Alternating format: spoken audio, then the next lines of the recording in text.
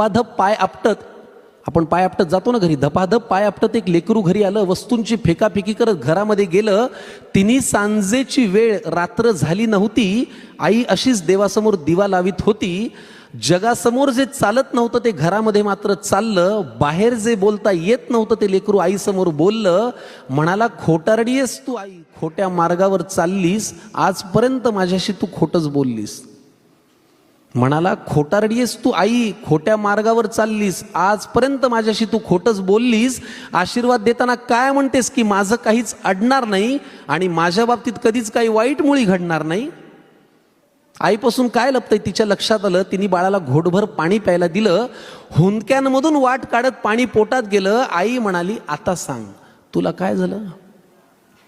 तो म्हणाला, आता हा अनुभव आपल्याला सतत येतो. तो म्हणाला, लोक आई विचित्र झालेत फार, सतत सगळे माझ्यावरती खाऊन असतात खार.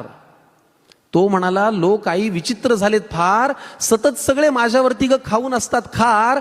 त्यांच्या त्या अशांत अस्वस्थ नजरा मला कळतात, जाणवतं मला माझ्यावरती ते खूप खूप जळतात. बरं, माझ्याविषयी माझ्याच माघारी बोलतात लोकांजवळ, मी पुढे जातोय ना माझा माझा, का पोटात यांच्या कळ. बरं, वाईट याचं वाटतं की या वाईट लोकांचा एक संघ झालाय आणि मी वाईट वागत नसून त्यांनी मलाच बाजूला केलाय. आई म्हणाली, बाळा तुला माझा प्रश्नच नाही कळला. मी तुला काय झालं म्हणाले, तू त्यांचा त्रास सांगितला.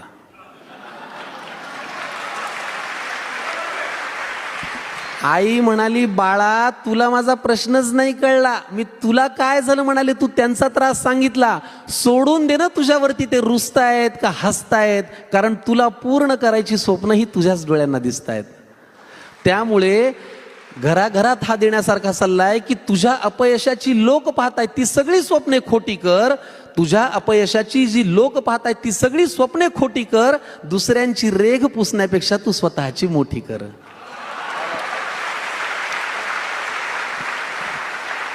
आणि हे केलंस ना तर तुझं कधीच काही अडणार नाही. आणि आई आजही तेच म्हणेल, माझ्या बाळाचं वाईट काही घडणार नाही. आईच्या तोंडी देवाचा साक्षात्कार घडला, आईच्या तोंडी देवाचा साक्षात्कार घडला आणि तिने लावलेल्या दिव्याचा लख प्रकाश पडला. तिने लावलेल्या दिव्याचा लख प्रकाश पडला.